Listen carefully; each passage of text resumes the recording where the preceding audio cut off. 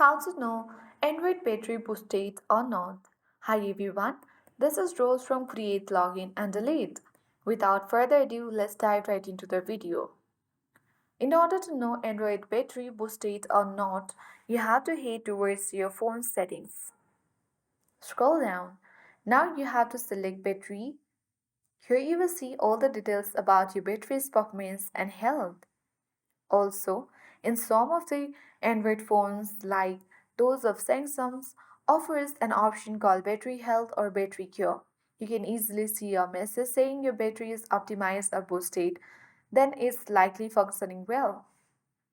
But in case if your phone does not show this information, you can simply use third-party apps like AccuBattery or GSAM Battery Monitor to track your battery health and performance.